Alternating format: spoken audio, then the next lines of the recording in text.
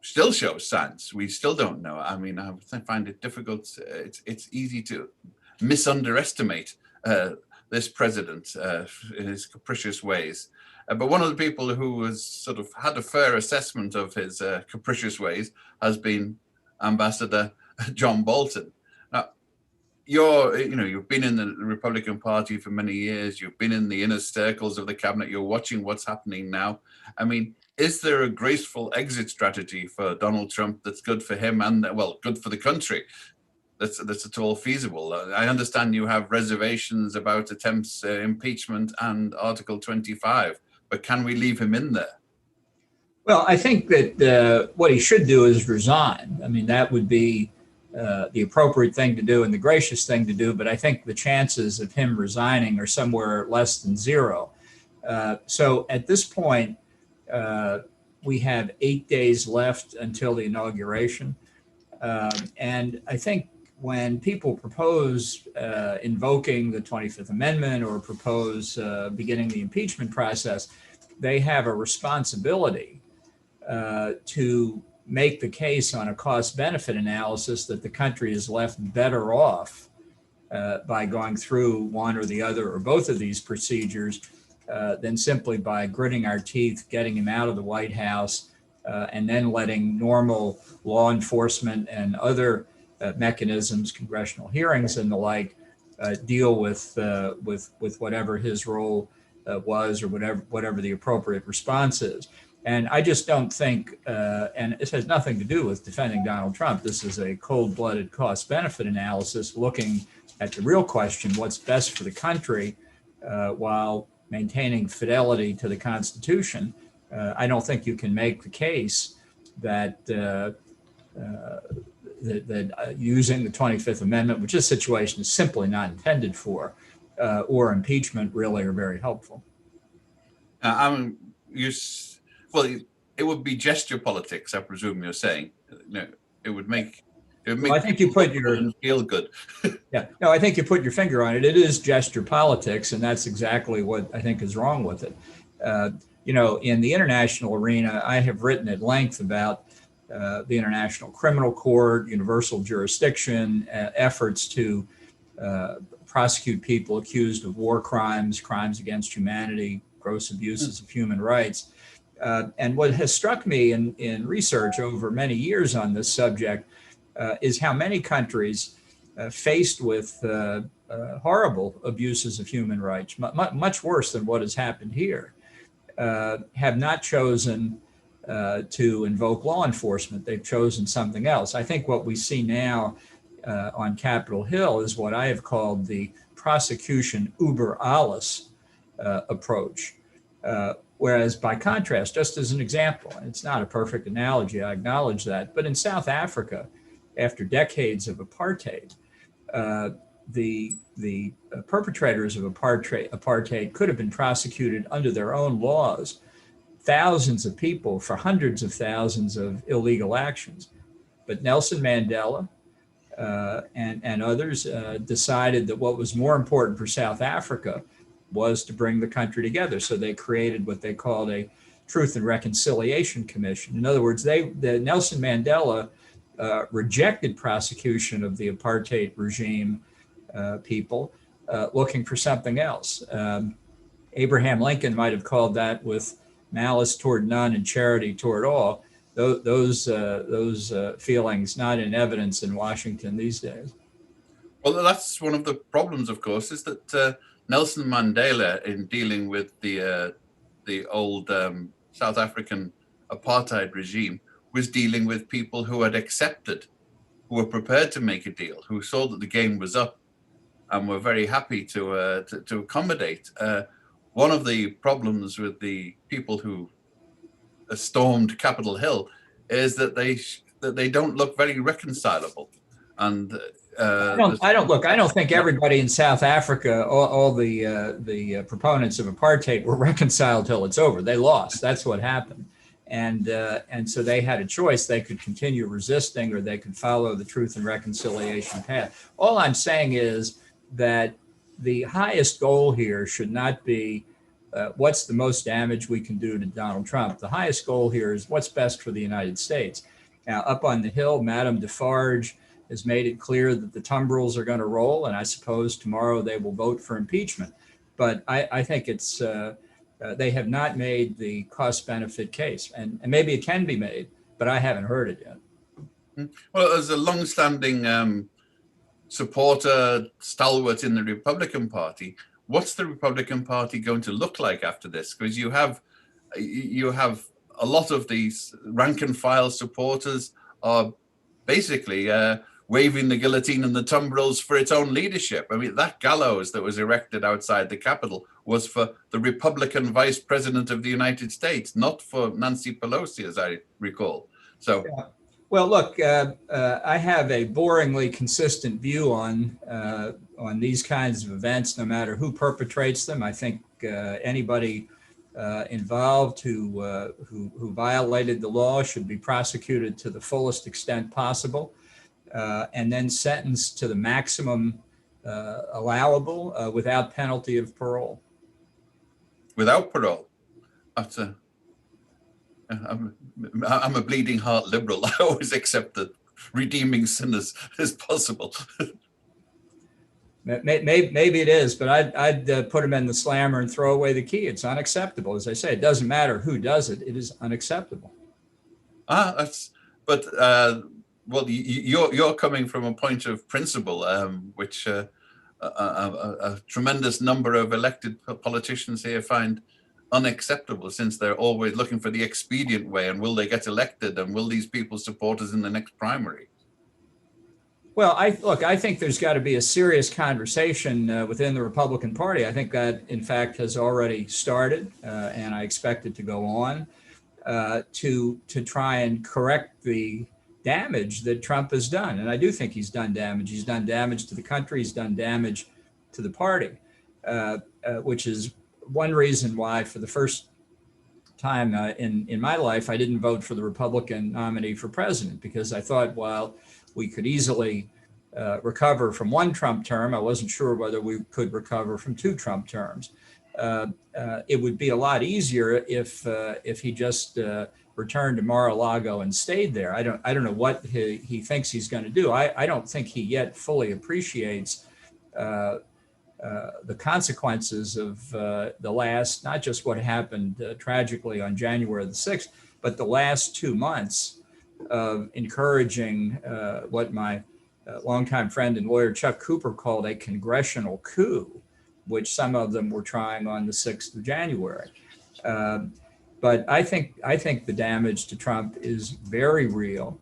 And I think that once he leaves office at noon on the 20th of January, it will become increasingly apparent that he's yesterday's news, and his influence will drop dramatically. Oh, one of the issues is, of course, he's the president of the United States, and the damage to the United States is clear. But there's also the question of foreign policy, of U.S. standing, of the whole network of alliances, respect.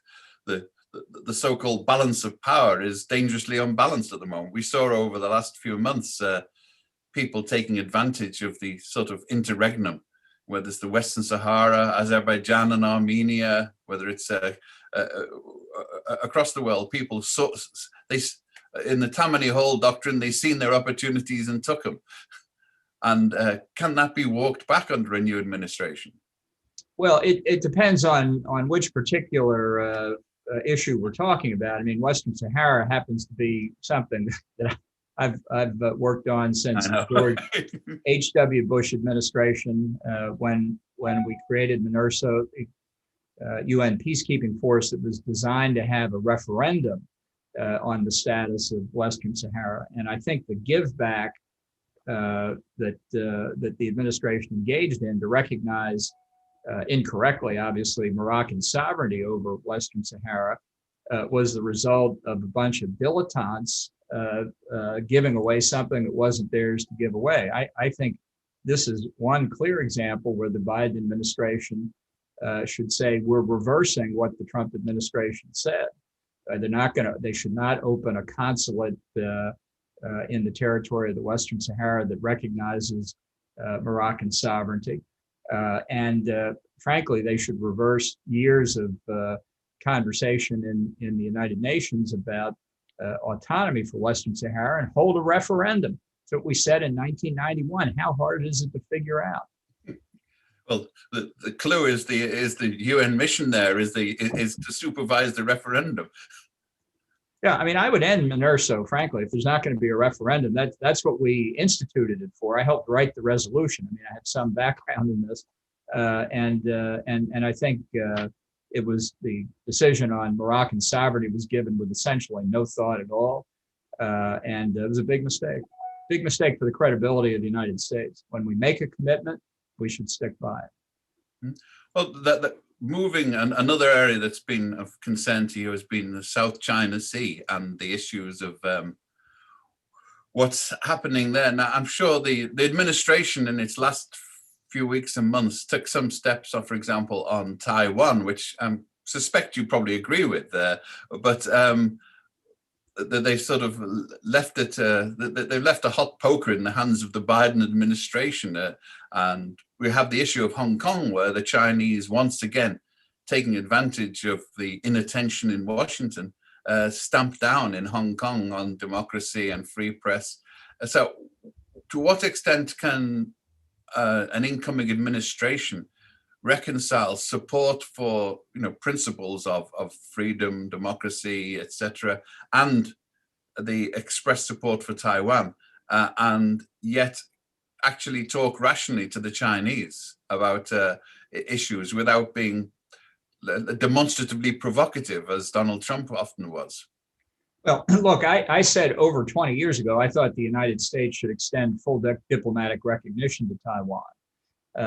It is anomalous that the United States ever imposed restrictions on what its diplomats or officials did in connection with meeting with officials from Taiwan. This is something that goes back to Jimmy Carter in 1979 when he suspended recognition of Taiwan and recognized the PRC. And because of tender sensitivities in Beijing, he said, for example, U.S. diplomats could not meet with Taiwanese authorities in the State Department.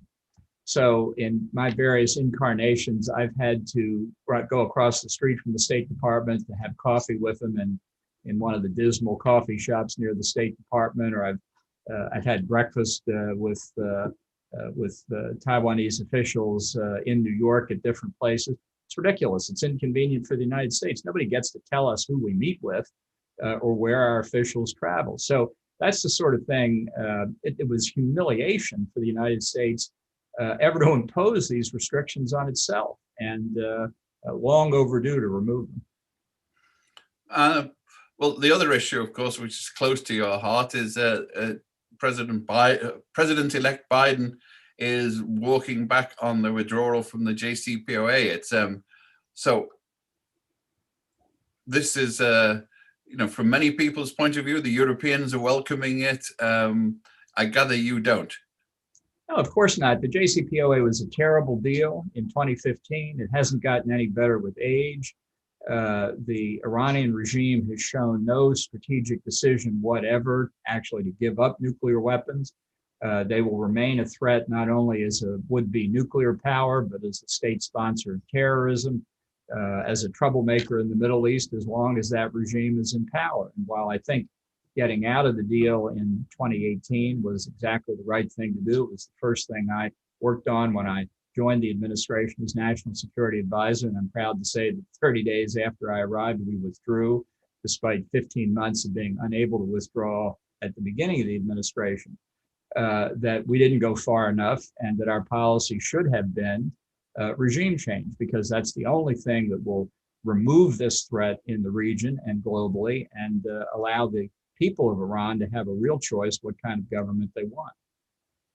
But you've I think you have a sort of reputation as a pragmatist on looking at these things. Wanting regime change is one thing. Dislike of the Ayatollah's regime is quite understandable.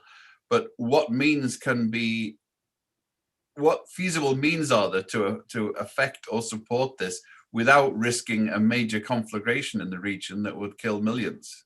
Well, I don't think there's any risk of that kind of conflagration unless the Iranians start it themselves. And I think the fact that you have seen in the past several months, Bahrain, the United Arab Emirates, in addition to Morocco, and I think others will come into play as well, recognize Israel because they share a common enemy, and that's the regime in Tehran. I think the regime is shakier now than it's ever been. I don't really think it's a theocracy anymore. I think it's a military dictatorship. And I think the objective should be to find ways to help the people of Iran who are more disenchanted with it than I think they've ever been since 1979, to try and split the IRGC and the military and convince them that continuing down this road is only going to lead to continued isolation and deprivation of the people. Just too bad the Europeans don't see it the same way. Well, talking about how the Europeans and others see it, I mean, can you explain from first principles why it is that you think that that Saudi Arabia, a theocracy that minces journalists, puts them through the grinder literally, should be more deserving of support than Iran? What I care about more than anything else is the safety of the United States. Saudi Arabia does not have, and to the best of our knowledge, is not pursuing nuclear weapons. That's one small advantage, I suppose. Yes,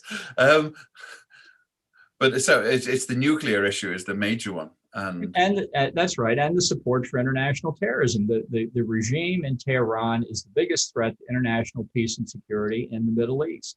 And as long as that regime remains in power, it will continue that way. But obviously, the Europeans see this differently. Not surprisingly.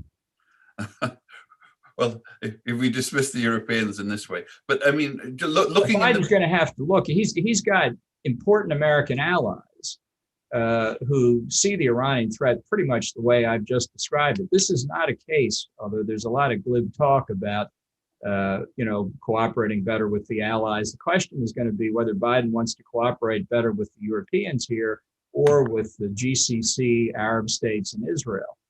So it's a lot more complicated politically and diplomatically for Biden than it was for Obama in 2015. And do you see, is there sort of a Gordian knot that can be cut? Yeah, the regime in Tehran can be overthrown. How? Because the people, as I described before, I think have less support for it than we've ever seen before. The Western press doesn't cover it, but there have been examples of riots, civil disobedience all over the country, not just in Tehran where the Western journalists sit, but out in the rest of the country. I think the trouble, of course, is that the IRGC still has the weapons. But I don't think the IRGC is a block of granite. I think there are fissures in it that could be exploited. And I think that's what the people of Iran would like to see happen. And I think it should be U.S. policy to see the regime overthrown. That doesn't mean military force, but it does mean helping the people of Iran for them to accomplish it themselves. We're talking about the issue of U.S. interests versus, sort of support for principles. In the case of China, the Trump administration has been studiedly silent about for example, the persecution of the Uyghurs in China, in the old Xinjiang. Is there a pragmatic way that the U.S. could support them in principle without kowtowing to the Chinese?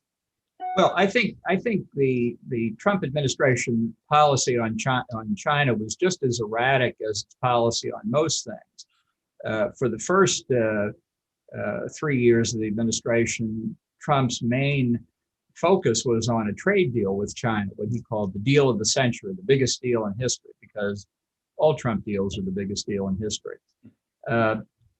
He rejected statements on the anniversary of Tiananmen Square in 2019. He told us to back away from imposing sanctions on China under American law because of their persecution of the Uyghurs. He didn't want to talk about the gross violation of the handover agreement between China and Great Britain with the suppression of the one country, two systems, a substantial degree of autonomy model for Hong Kong. And he persisted in that right up until 2020, when the coronavirus pandemic took hold and people realized that it had originated in China, that China had lied about it, had covered up the extent of the disease and its nature for a long time, had engaged in disinformation campaigns against the United States. And as he could tell from public opinion surveys in the United States and all across Western Europe and most of the rest of the world, public opinion on China was turning very negative. So then Trump became negative on China himself. This is just absolute classic Trump behavior, because it reflected him pursuing public opinion. And I think, I don't know what Biden's policy is going to be. I think the default position is that we'll look a lot like the Obama administration, which I think would be much too benign with respect to China. But I think the same thing could have happened had there been a second Trump term. If Xi Jinping had called him and said, hey, congratulations on the election, let's talk about trade, Trump could have done a 180 very easily. This would not have caused him any trouble at all, which is why I think those who say that we were pursuing a hard line on China, which now may change, I think misunderstand what Trump was up to. He was pursuing what he felt was a line beneficial to his own political interest, which is pretty much a capsule description of his 4 years in office. And one of the big enemy for much of the post-war era has been in Moscow with Putin. And this is, as we know, there'll be loads of questions, not always necessarily rational, about the degree of Russian involvement in the elections and what the American approach to Russia should be, whether it's containment, confrontation, engagement, dismissal. So do you have a roadmap you would suggest to President Biden about his relations with Putin? Yeah. Well, look, I said before I joined the Trump administration that the Russian efforts to disrupt our 2016 election amounted to an act of war against the Constitution, and I've never changed my mind on that. That is a different question from whether Trump or the Trump campaign colluded with Russia to help get Trump elected. I really don't think the campaign was smart enough to be able to figure out how to do it, even if they wanted to do it. And I think those who argue that collusion took place have the same burden that Donald Trump does when he argues the 2020 election was stolen. You have to present evidence. Suspicion is not good enough. And I don't think there is evidence of collusion. I think there's evidence that Trump, acting in the same way he acts in similar circumstances, never wants to admit he's done anything wrong, never wants to admit he's made a mistake, never wants to admit a claim made by an opponent, never wants to give any edge at all to any claim made against him. And he saw claims of Russia collusion, or I beg your pardon, he saw claims of Russian interference in the election as tantamount to claims of Russian collusion. And he wouldn't admit it. He just wouldn't give the opposition the benefit of the doubt. And I argued to him, as did others on several occasions, look, if you acknowledge Russian efforts to influence the election and distinguish that from collusion, you're strengthening your case. But he wouldn't accept it. So, I think it's pretty easy for Biden to have a straighter line of thought to what the policy should be. But I remember the Cold War very well. It was very hard to get Democrats to take a hard line toward what was then the Soviet Union. So if in the last 4 years, their DNA when it comes to Moscow has changed, then I'll welcome the change. So what it is a major existential issue, as you have in Russia a sort of an economic basket case that's a military superpower because of the history. It's like a sort of scorpion. Its offensive capability is far greater than the body that supports it in many ways. So is there a rational way to contain? I mean, there's a continuous encroachment on the fringes with Azerbaijan, Armenia, Georgia, Ukraine. what can a US administration do without provoking the scorpion's tail to strike? Well, I think Putin has played a weak hand very well, and he's about. I think the irony is that even as the Biden transition team is talking about how tough they're going to be on Russia, they're prepared to extend the New START treaty for some unspecified period of time, perhaps up to the full 5 years the treaty allows, which I think would be a catastrophic mistake. It would be a gift to Putin. So this is it's very hard to predict what Biden will do, but I think that first, if he stumbles out of the block by making concessions on the New START treaty, I think it's going to be very hard for him to recover. Yeah, and there are other issues which we have. Britain and the European Union. Donald Trump was renowned for supporting Britain leaving the European Union, and cheered. And what's Biden's attitude going to be? Is he going to extend the life raft that Britain will probably need as a result of Brexit, or is he going to be pragmatic and say, "Hey, you jumped, you swim"? Look, I don't think Britain needs a life raft. I think it's the EU that needs the life raft.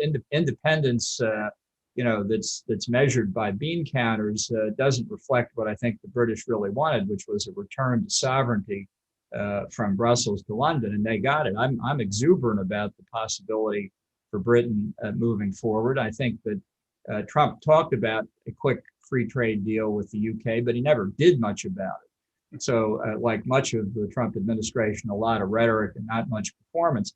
I think Biden may have wished that Britain stayed in the EU, but they've got an agreement now. It's over. And I think, if you calculate what's in America's interest here, it still is a quick free trade agreement with the UK. So that's something I would think the trade negotiators of both countries should focus on. They should have focused on it long ago, but they should certainly begin again very, very energetically on the 20th of January. I'm looking at the questions as they're coming in from people here on the side. So still staying in Europe, what about the Balkans, which is the sort of one of the remaining tripwire points between the West and Moscow? Do you think that the deal, for example, the Kosovo-Serbia deal that was run through, presumably to get Kosovo recognition of Israel, does it have teeth? Can it hold, or will it be unwound as fast as possible? Well, I think the Serbia-Kosovo deal was a fairly minimal event. I mean, I think there was a chance some years ago, and certainly it was something that former British Prime Minister Tony Blair was very much interested in pursuing, that with some territorial rectification, there might have been mutual recognition between Serbia and Kosovo, and an element of instability that remains from the former Yugoslavia could have been overcome. I don't see that happening in a Biden administration, but Biden was very fortunate in the 2020 campaign. He sat in his basement in Wilmington, didn't say very much. The Democrats wanted a referendum on the Trump presidency. And they got it because Trump also wanted a referendum on the Trump presidency, and perfectly understandable. It allowed him to talk about himself again, which is what he likes to do. So Biden is now in a position where, certainly in the national security space, he's had to make minimal public pronouncements during the campaign period, which gives him flexibility. Now, I do think, given his appointments to key national security positions, the standard should be, the default position should be assumed to be the Obama administration policy. If it's going to differ, we'll see in the next few months. There's one just come in from a German correspondent, Eva Schweitzer. She's asking about Angela Merkel's refugee policy. Was that in the interests of the US? And if not, why was it not communicated? And I'd like to broaden that out. What is your assessment of the role of Angela Merkel, since she's about to leave the scene? I noticed just this morning that she's criticized Twitter for pulling down Trump's account, which is probably the nicest thing she said about Trump in 4 years. We'll now see whether, and I would say surprisingly, we'll now see whether Trump's able to say a kind word about occur as he departs office.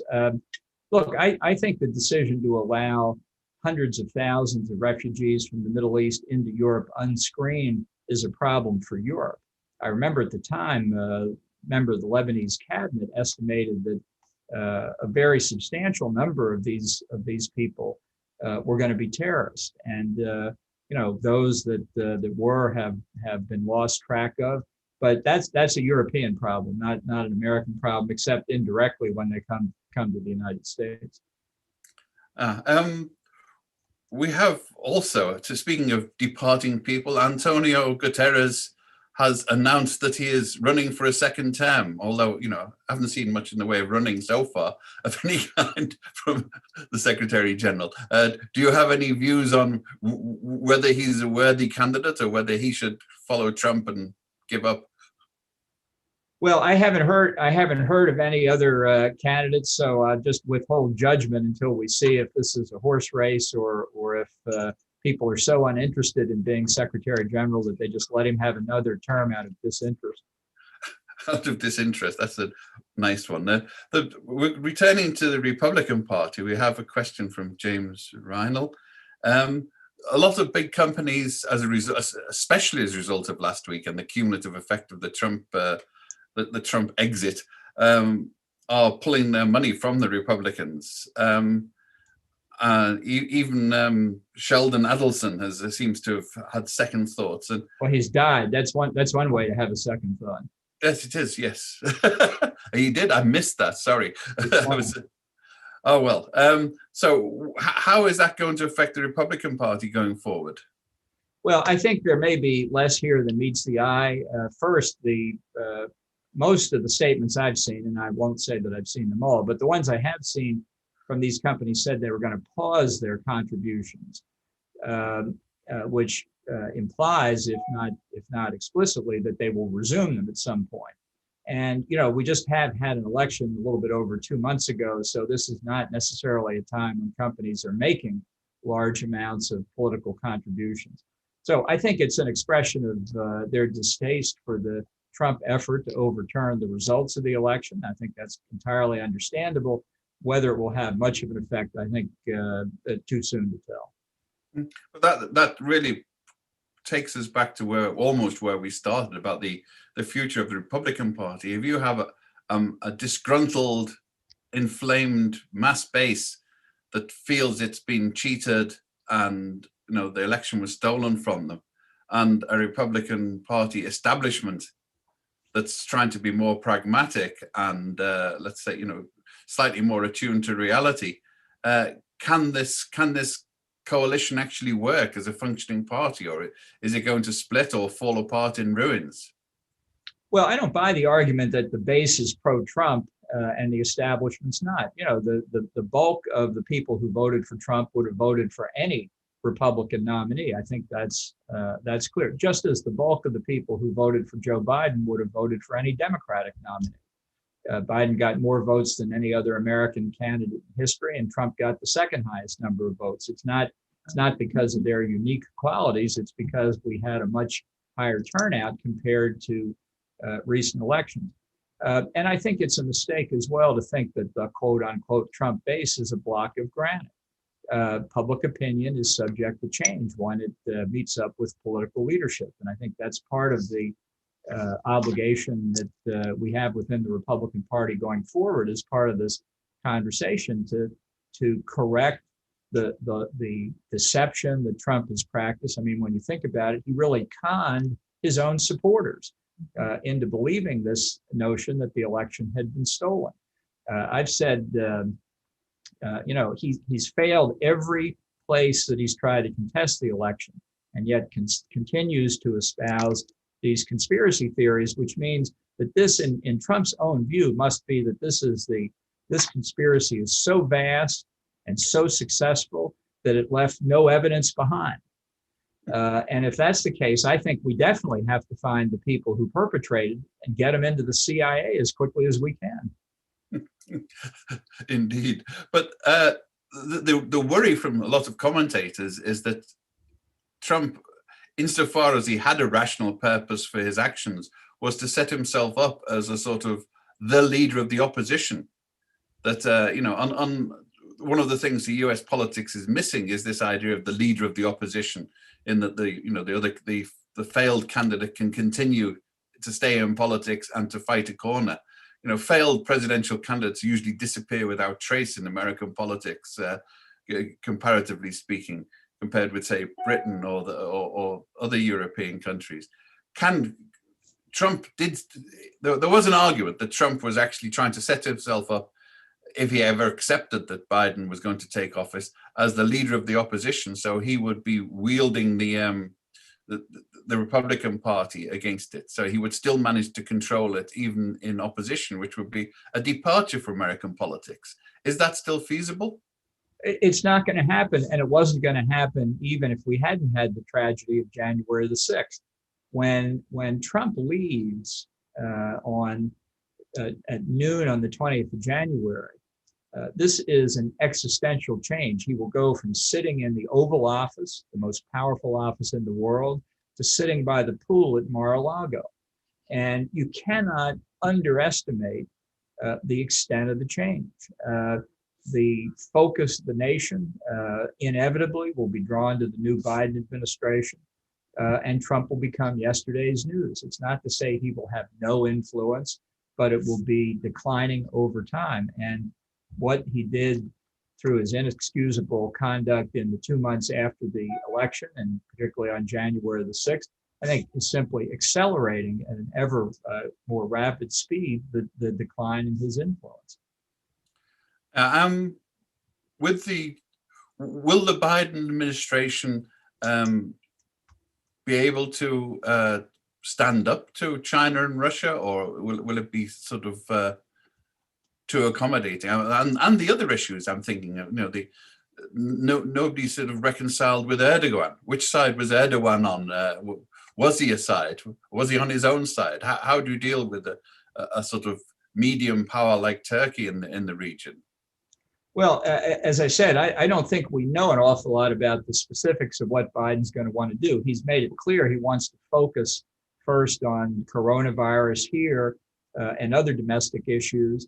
The Obama administration, again, the likely default position, I thought was feckless and incompetent for its 8 years in office.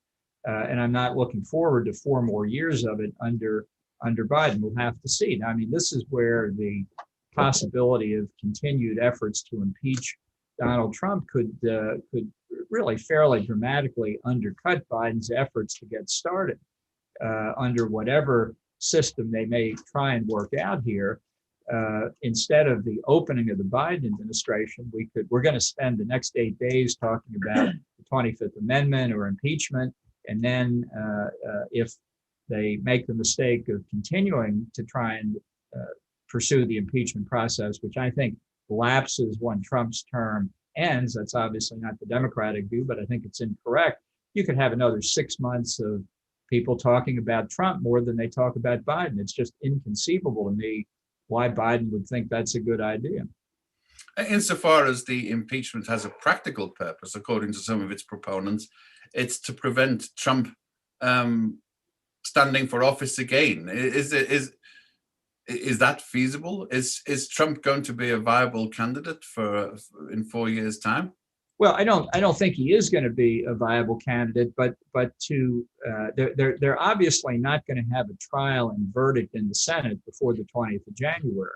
And I think the language and the structure of the Constitution is very clear that impeachment does not extend once a president is out of office. I mean, it's if you look at Section 4 of Article 2, which I will just quote very briefly, Mark Twain used to say, everybody complains about the weather, but nobody does anything about it.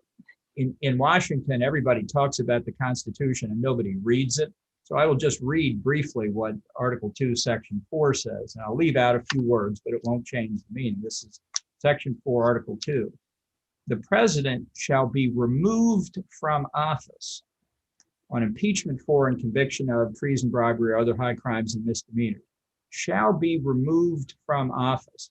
Now, if he's not in office, he obviously can't be removed from office, which means that clause of the Constitution under the Democrats' theory has no meaning, which is not a good thing for clauses of the Constitution. It also says that in Article 1, Section 3, that judgment in cases of impeachment shall not extend further than to removal from office and disqualification to hold and enjoy any office of honor, trust, and profit under the United States. The key word there is and. It's not or. It doesn't say you can remove from office or you can disqualify. It says if you impeach and convict, you must remove and you may disqualify. So if you can't remove, you don't get to disqualification. Disqualification is not automatic anyway. Judge Alcee Hastings was impeached and convicted in the mid-1980s. I was at the Justice Department at the time, impeached and convicted by the Senate with a bipartisan majority for corruption. And the Senate did not impose disqualification on him. It simply removed him from office. Alcee Hastings is now a sitting Democratic congressman, having been elected continuously from Florida since then. So this is an area where, again, people talk a lot about the Constitution. They just don't bother to read it. That's the same problem while we're on the subject with the 25th Amendment, which is people are saying the vice president and a majority of the cabinet should remove Donald Trump because they're afraid of what he's going to do. That's not what the 25th Amendment says. It says that this provision, which has never been invoked, Section 4, has never been invoked, says the president can be declared unable to discharge the powers and duties of his office by the VP and a majority of the, not of the cabinet, that's another misconception, but by a majority of the principal officers of the executive departments. It's never been used before because nobody really understands how it works, since the president can then say, I am so able to discharge the powers and duties of my office. And if the vice president still disagrees, Congress gets, listen to this, 21 days to decide. So we've got 8 days left until the term ends. That invoking the 25th Amendment would be a big mistake. I'll just say one final point on that. The Democrats need to be very careful about what they say about the 25th Amendment. Very careful. Because as we speak, and the Democrats know this, the ghost of Edith Wilson looms over this city. So I'll just say again, I think they need to be very careful what they say. There's, I've just seen reports come in that Trump announced his refusal from the steps of Marine One, that he's not going to resign, and he's calling impeachment a witch hunt, but wants no violence. But he's heading to the Mexico border wall. So the question, slightly quirky, is he going to do a runner across the border to escape all of the prosecutions that are coming the traditional way? No, that's for well or ill, that's certainly not true. But this is an example. He's just going to say, see, they're at it again. And it goes to an argument, if we can just divorce it from Trump for a minute, about the prosecution uber alles. People say, but how do you hold these people accountable? In the international arena, it's more often called eliminating impunity. But the point, I think, is the same. And I don't doubt that Trump has committed impeachable offenses. I don't have any doubt about it at all. I don't have any doubt that he's unfit for office. The question is, do you want to invoke this enormous constitutional process with 8 days left? It's entirely possible that in the course of his conduct here, he's committed criminal offenses for which he will be prosecutable once he leaves the White House.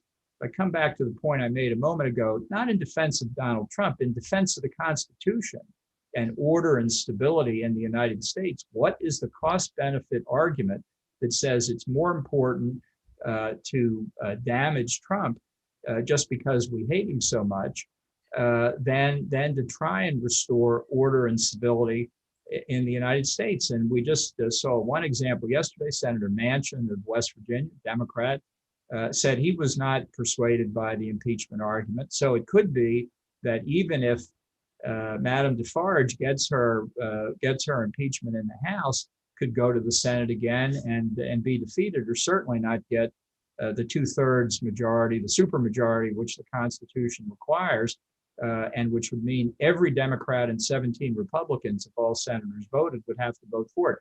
If Senator Manchin isn't going to vote for it, then you need 18 Republicans. So this could be an exercise of feel-good politics, but it won't be feel-good for the Constitution, I think. My point about the defecting across the border war was the other line that's being pursued by a lot of people, is that one of the reasons that the president wanted to stay in office for so long was it protected him from prosecution. And all across the country, ambitious, often Democratic attorney generals and prosecutors have been sharpening, greasing the wheels of their tumbrils to get him up in the dock. Is this feasible? Is this a likely outcome of prosecution, unless he pardons himself in the last week? Well, look, it's prosecutors pursuing legitimate criminal investigations, I think, should be encouraged to do it. It is a friend of mine, Elliot Abrams, once said, talking about U.S. attorneys, he said, they get up every morning, they look in the mirror while they're shaving, and they say, the biggest decision they face is, when I'm finished with this job, do I run for the governorship of my state or the Senate? And prosecutors have long made political careers that way, but they have an ethical obligation to bring charges only if they can meet the high standard of proving guilt beyond a reasonable doubt. Maybe some of them will, and maybe Trump will have to face that. And I think I can't obviously judge the merits of any of that. I have no idea what his private business circumstances are, but I think if you go back to Wednesday, January the 6th, there are a lot of questions that are going to be asked about what the effect of his speech was, what he intended. We haven't seen any evidence, at least I'm not aware of any connection between Trump's advisors and the mob. But if there is, that would be very serious. So I think there's a possibility here for a lot of investigations. I might say, under the process that the House has begun on impeachment, there isn't going to be any investigation in the House. So we're not going to find any new facts there, and it allows Trump to argue once again he's being persecuted. There's a real curveball just come in from a French journalist, Sandra Muller. If Joe Biden Joe Biden says he's prepared to work with Republicans, and he's pressing for a bipartisan approach to issues. He wants to heal the divides. Would you accept a position if he offered you one in his cabinet or as an official? Look, I've known Joe Biden for 35 years. When we basically first met in the Judiciary Committee, when I was trying to get Ronald Reagan's judicial nominees and Supreme Court appointments confirmed to sit on the bench. And I've had many dealings with him over the years. I respect his integrity, and I have no doubt he's trying to do what he thinks is best for the country. That said, I disagree with him on the vast majority of foreign policy matters. If he were to call me, I would certainly consider seriously anything he asked me to do. I have zero expectation I'm going to get that call. Okay, so it's a safe answer then. Where are we? One is that's a rather general one. How secure is U.S. democracy? I mean, a lot of the world is looking and was really shaken by the events on the Capitol Hill. Although there are plenty of precedents if you look through clear glasses at American history. I mean, yeah, look, shaken confidence. Yeah, I mean, everybody in America was disturbed by what they saw, but in I think it was 1954, Puerto Rican independence advocates shot up the House of Representatives. I think 5 or 6 House members were wounded, some seriously. We haven't seen this before, but this is not the mark of an organized revolution. This is not a serious threat to American democracy. I think what happened on Wednesday was utterly inexcusable, but both by what Trump said and by what the mob did. But I think as we see now, as more film comes out and we learn more about what happened in the hours and days before the mob attacked the Capitol building, there was a catastrophic security failure in decision making here. We don't know exactly where to assign responsibility, but if you look at the films which are now out at how the mob got close to the Capitol, they went over a chain link fence. There were only the slightest barriers there. The Capitol Police were vastly outmanned. They were overwhelmed. It's a miracle that more tragedy didn't occur. And I think a great credit to the Capitol Police that they were as successful as they were in protecting the members of Congress from this mob. So there needs to be a substantial rethinking of what happened in security terms. The chief of the Capitol Police has resigned. The two sergeant-at-arms of the House and the Senate have resigned. The only question I'd ask is, now that we've fired the subordinates, isn't Congress in charge of its own protection? Doesn't the congressional leadership have some obligation here to explain what their decisions were in this matter? Or are they just going to say, gee, I don't know anything about it? I think this could have been prevented with adequate preparation. And then I think we would have had an angry mob, but we wouldn't have seen the disgraceful pictures of the Capitol being desecrated, which is not a word to use lightly, but that's what I think happened. That said, I just don't think this is a serious threat. I think the main threat is Trump, and he leaves office in 8 days. It reminded me of the classic pictures of the Goths walking through the Forum in Rome at the time, in terms of its visual effect. But we're coming back towards the end, and it's Francesco Semprini's. Trump's social media bans are raising new questions on tech regulation. And I think it comes in with Angela Merkel, because I actually expressed the same opinions as she did. I think that it was a good thing that Trump was taken away from Twitter for his own good. But at the same time, who makes those decisions? This wasn't a judicial body, a sort of a judge of a group of his peers. It was a private company made this decision for its own commercial reasons, which is why I shared the concerns, unlike many people who will say, no, it shut up Trump, so it must be good. I think shutting people up is not a good idea. It sets a bad precedent. Well, I don't have unlimited access to the forums of any of the media whose representatives are engaged in this event, and that's because they're publishers. I mean, the social media are now under attack for possible violations of the antitrust laws. And I think it's entirely possible that this so-called Section 230 of the Communications Act, which shields them from liability, is a major cause of that. People often think monopolies or monopolization takes place because of market failure. I think history would actually show that monopoly power is most often accumulated by a private company because of government policy.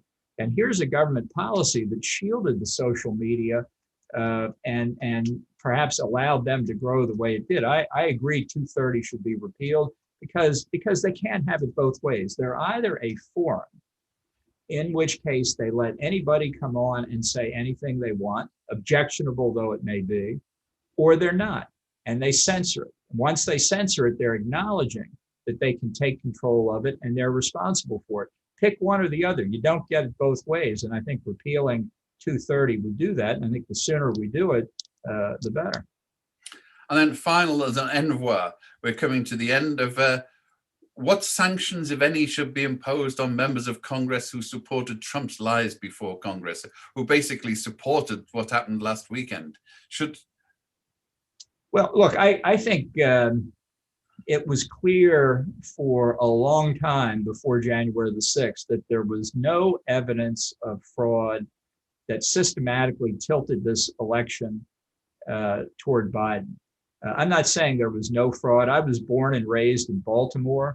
I know what big city Democratic machines do. They commit fraud routinely. They do it even when they don't need to. They do it to stay in practice, if nothing else.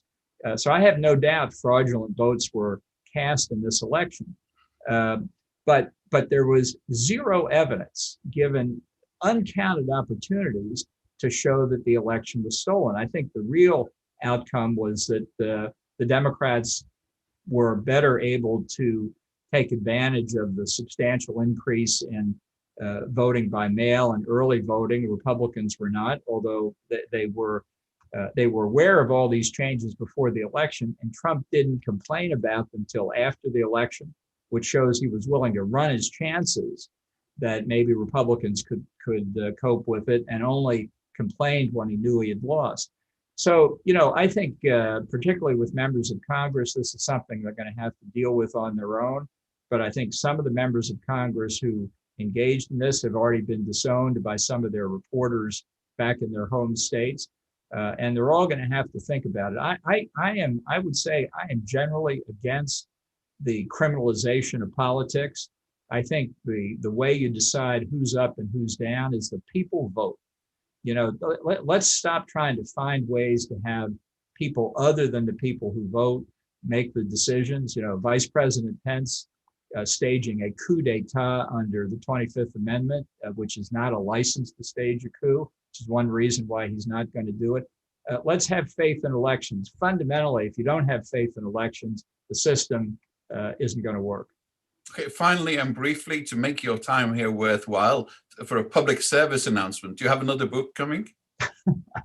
No, but I do have an article. It's just been published in National Review on why, if Biden goes back into the Iran nuclear deal, as we discussed before, it should be submitted to the Senate as a treaty. I wrote that with Professor John Yoo, and I expect routinely to have a barrage of articles on the failings of the Biden administration and national security policy coming out. So anybody who's listening who would like to get on our distribution list, they can get in touch. We'd be happy to send them out as I write them. Likewise. Well, look, I've got to really thank you, Ambassador Bolton. As always, this has been a frank and lively discussion. You've never hedged on issues, so it's always a pleasure to have you here and answer the questions. On behalf of the Foreign Press Association, I'd really like to thank you. And on to the members of the Foreign Press Association, I'm sorry if your questions weren't there. As you saw, there were a lot of questions coming in here.